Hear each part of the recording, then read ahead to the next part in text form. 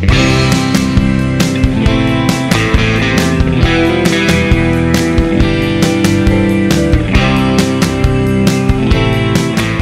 right, so this talk is about including videos in the classroom to enhance student learning, and we have taken examples from an agricultural project. We have four universities cooperating. So we have Fresno State, two of us from here, Cal Poly, Wyatt Brown's here, Jeff Mitchell from UC Davis, and Lee Altier from Chico State. So the rationale behind this project is that we have an aging workforce as far as vegetable growing goes, and this needs to be replaced urgently.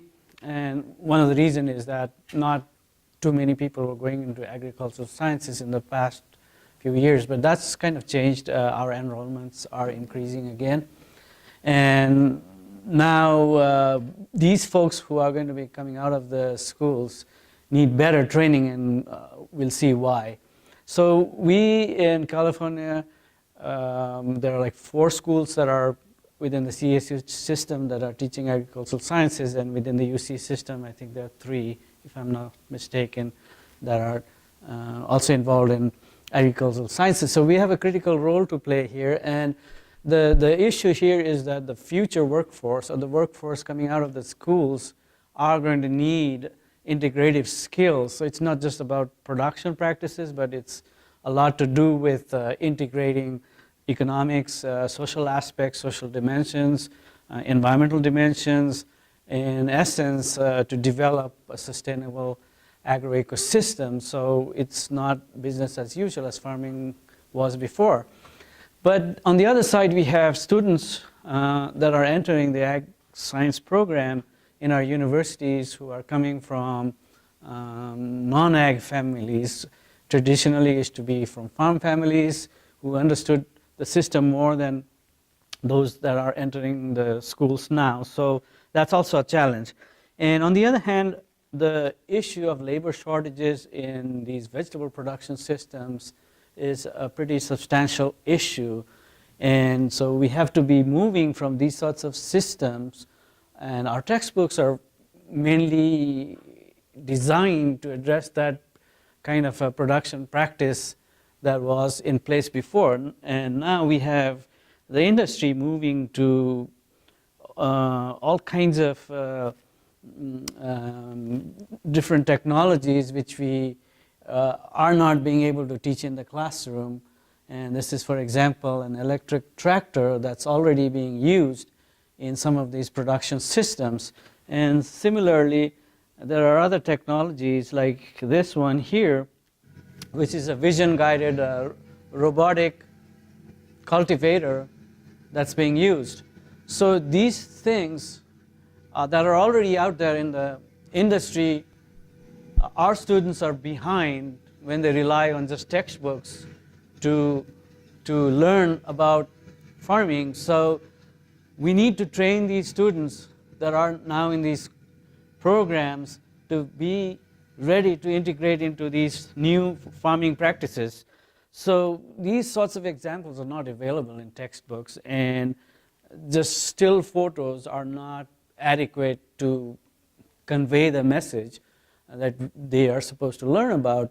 And then on the other hand, we have our issues with liability and insurance, and the paperwork that's needed to take students out into the field is pretty cumbersome. So the liability associated with that is also increasing. So we, from 3-4 universities, we have 4 universities, I guess, in this group, we came together to develop a proposal for the proposal call for California Department of Food and Agriculture Specialty Crops Grant, and we were successful in getting a grant of about $300,000 for over 3 years. So we have Fresno State, Cal Poly, San Luis Obispo, Chico State, and UC Davis. And the objective here was to create materials for vegetable science instruction. So we were designing these videos so that they could be integrated into our curriculum and to align with our industry needs. So we thought that 30 videos or so would be the requirement for us, and we went about that. And again, with these videos, we expected that the students who would now graduate from our programs would be better trained and ready to be integrated into the system that the industry needed. So each of us thought about what we would like to see in these videos, and we came up with a plan of who was going to do what, and some of us even went overseas to shoot videos. For example, Dr. Jeff Mitchell, they went all the way to Netherlands to shoot videos, and I had the opportunity to shoot some videos in Nepal. So we shot those videos, we prepared the script, and we provided the descriptions, and then it was subcontracted to a professional video editing company to insert narrations and to develop the final product. And we also had student evaluations as we went along, and the students were evaluated on their knowledge before the viewing of the videos, and then again after, and then we did analysis on those evaluations. So we did make some revisions on the videos based on the student evaluations. We still have to do some subtitles on it and to make it comply with ADA needs. And this is something that we are still discussing, where to house these videos, and that's still pending. We're still deciding whether it should be free for all YouTube access, or should it be housed within the University of California or CSU. So the potential impact of this is an improved workforce, and when they see technology, this generation of students are more technology oriented. So when they see these kinds of technology being used in farming as opposed to the traditional method, they are more excited about joining the industry and looking at it as a career.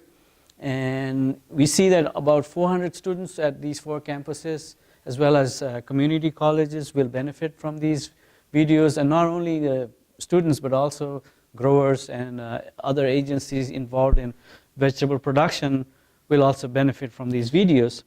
So we aim at increasing our graduate numbers by at least 20%, and also that our students will be more interested in agricultural careers in general, especially with vegetable production. So there's like 7 of us in this project, and some of them are from, as you can see, from different institutions. So just an example of the evaluations. We did a pre and a post evaluation of the topics, gauging their knowledge, student knowledge, before they viewed the videos and after they viewed the videos. So these videos are still being processed, and Wyatt probably can demonstrate some of the video clips.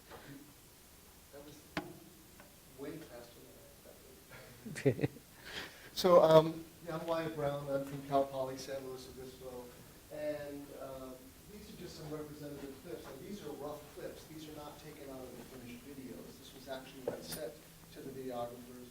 But I was able, because I have a strong relationship with Taylor Farms, I was able to go to Taylor and from the beginning to the end film the entire process. One of the things is I have actually in my class right now, I have 51 students in a post-harvest class. And that's a great thing, except because the students have so many demands on their time, getting them to go on a field trip to see this firsthand is very difficult. I ended up having about 8 or 9 students going on the field trip out of 51. So by showing them this, I actually can help. What I think it's going to do is help to reinforce what I'm talking about in class and make it a whole lot more accessible. This is a step-by-step. It's sort of a cookbook approach to videography, though, where we're going at the beginning and we're following product all the way through to it being put on the truck. So it's just a short clip. And this is showing, Taylor's very innovative, so this is showing their robotic packer for their sealed punnet trays.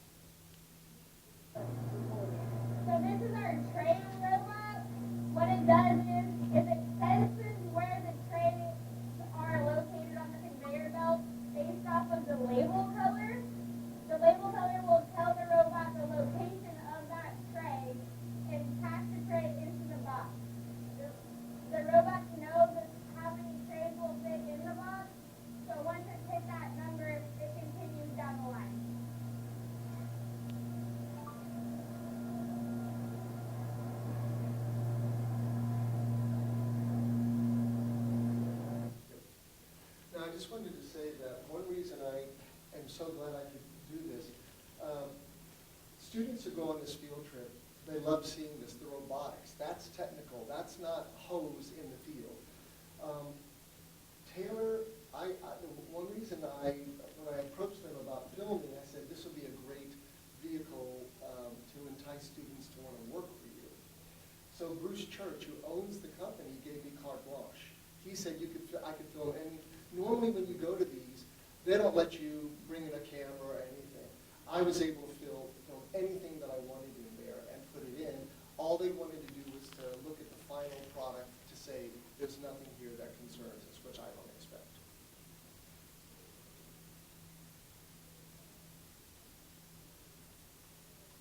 Then a little bit more pedestrian, but this is looking at, and I'm also always trying to look at what's going to make students, what's explanatory, but what's also good visuals. So this is showing, now there's no sound in this clip, but it's showing drip tape being laid in an onion field. I love the visual of the spinning reels, but then you can also see the tube there that's laying it down and then the spacing between the plants and the field. So again, I'm looking at this, I talk about this in class, but I'm looking at this as a way to visually elaborate, expand, and cement what I'm saying in class. Because again, you mentioned it earlier that liability, I mean, if you're an educator, if you want to take students on a field trip, they want you to do risk assessments and the whole bit. It's becoming horrendous to do a field trip, plus the cost.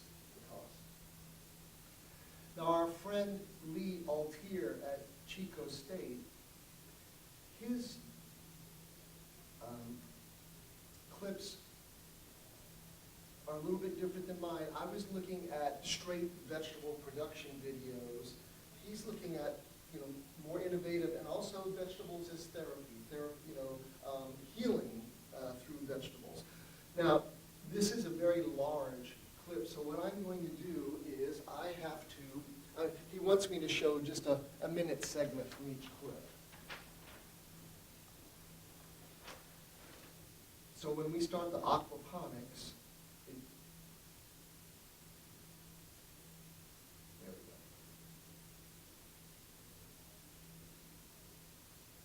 And that's Lee. And I'm just going to show just a little bit of him so you can see what he looks like.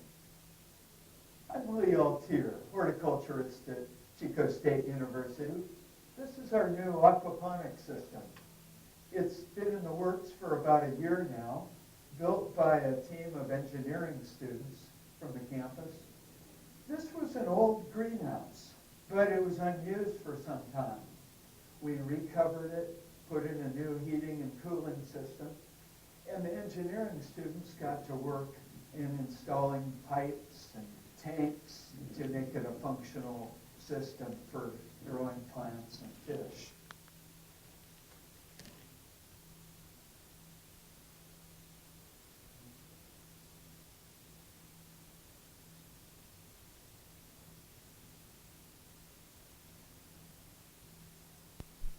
So that's what's really cool about this system is that you can tell what you're lacking just based off of your deficiencies in your plants. My first trial I was growing, I was losing at least half of my plants, and what was happening was, I'm showing this pipe. Basically, the water is flowing right here, okay? And the roots were coming out of this, and the root tips were getting dried up in this airspace. So a lot of the plants just would never even reach the water down here, and they would just end up dying. So after a while, I was trying to figure out how am I going to keep this media moist to keep the root tips moist. So then that's what I came up with, our wick. And the wick is really simple. It's just a piece of rope or string. I've tried a bunch of different kinds, but the best seems to be this thicker pieces of rope. You tie a knot and have it come out of the side right here. And all that does is, when you put it in here, it hangs right into that water. Because we just have a little thin stream of water that comes down, and through capillary action, it sucks up the water into this net pot, and completely soaks the media. So you can see in here some smaller plants. The wick has like more purposes. So basically, it holds more habitat for microorganisms. It's also used as like a guide. So when the roots are first coming out, let me see if I can find a younger one. When the roots are first coming out, they'll grab onto it. Here we go. They'll grab onto it and they'll use it as a guide down into the water. And they'll even go inside of it sometimes. And So I think you can see how that's going to work there. And then there's a clip here is vegetables as therapy.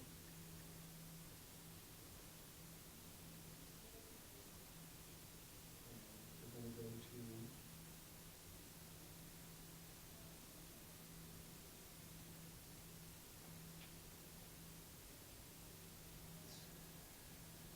In the course of their visits to Jarvis Gardens, the students identify appropriate goals and objectives that the residents can accomplish in incremental steps. The learned goals at Jarvis Gardens focus on social benefits of getting residents outside doing physical activity in the company of others. I never had gardens. I hadn't either. Since 1943, when I had a victory garden back in Connecticut. You hadn't gardened since then? Amazing. So this has really affected your life. For the better. Yeah, knowing you have to water and you have to take care of your plants, it moves you out of that apartment. And that's been good for me. That's been good for me. The plants depend on you. Yes, yes. And I love them. I love them. yeah, some that gives you a little bit of the breadth of what we've done. I will say we did take different approaches. Jeff Mitchell, who's in the back here, he did an hour-and-a-half video on urban gardening and the value of urban gardening. He went to Wageningen went to Holland and visited greenhouses there and came up with greenhouse production in the Netherlands video. Mine tend to be, again, very much production-oriented. Lee's tended to be more, as you see, more sustainable, holistically focused. Yours in Nepal were more about small-scale farming. Small-scale farming. In a foreign country, but it's still very informative for our students. So what were some of the challenges of video creation? We can talk a lot about this. Access at times was challenging, scheduling with our hosts. I don't know how it was for the other ones, but I have a video that I put together on artichoke production with ocean mist. It literally took me 6 months to arrange with the gentleman on his schedule for me to go up there. So when it's that kind of time, you got to make sure that when you're there that you get everything and you've got good quality. Okay. Content. Again, I like a soup to nuts approach, but one of the things I found in working with the group is we all had different ideas about what videos should contain. So sometimes coming to a consensus wasn't easy, and I think the way we approached it is we were all going to shoot for high quality videos that were good for our programs, and we weren't going to dictate to each other what we were going to shoot, and it seemed to work well that way. There's a lot, I will say the video, besides Jeff, you with your urban gardening, and then he also did a video on vegetable transplanting, processing tomatoes, and how they're grown and harvested. What else did I see up there? Please help me. Seed and variety improvement, but Sweet corn. organic, yeah, And corn. organic production, yeah. Yeah, I have one on onion processing, artichoke production, onion production in the field, garlic harvesting, and sorting and packing. So gives we ended. Yes, sir. No, do you think we're going to have any problems getting permission from all the people to put these out for the world to see. I do not. So I you don't. I know. The only thing that I promised my cooperators was that I would let them see the videos before we posted them for public usage. That they would have the, like when I went to the onion processing plant, it's Gil Onions down in Camarillo, that, oh no, Oxnard. He said, I just want to see it before you publish it. And I said, absolutely. So that's what I promised all of them. So now that we're in the final stage, it's now we can give them the links and say, please look, and just tell us it's okay. Yeah. The big thing when we were filming often was that they didn't want us filming the workers. So we had to be careful, and if we did film them, we had to be far enough away that their faces weren't recognizable. That was a big thing at a number of the places where I went, was they wanted us to focus on them and not the workers. Sound. Okay, this is me. Okay, my initial videos were very, very clear. I loved them. I was really, really happy. Somehow, some of the settings got changed, and the microphone became too sensitive. And so what I noticed is that when somebody was speaking straight on, it was garbled, it was scratchy, it was pitchy. When they turned away and pointed and talked to the side away from the microphone, the sound got very clear. I didn't know that. I have learned. I will say to anybody doing this, check your sound before you ever turn the camera on. I mean, before you start shooting, make sure that when you play it back, it is clear. We were at the onion processing plant. I was telling Jeff just a little while ago. We had the videographer caption most of it because it was so bad, and I was able to hear it and send him a narrative transcript. But I think because it's so bad, it's distracting. I'm just going to, for most of that, it's going to be silent and with captions. And because I think having it that scratchy, it just comes across as a bad film. And it's great footage, but bad sound. So it's just something that I learned the hard way. Oh, you put some new stuff in, I think. Yeah, but you kind of covered those. Yeah,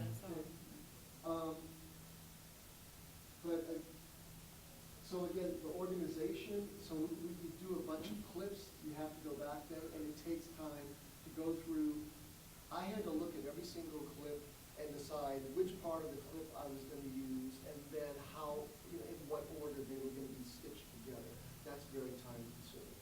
Sitting there with headphones and listening to the clips over and over, and then transcribing takes a lot of time.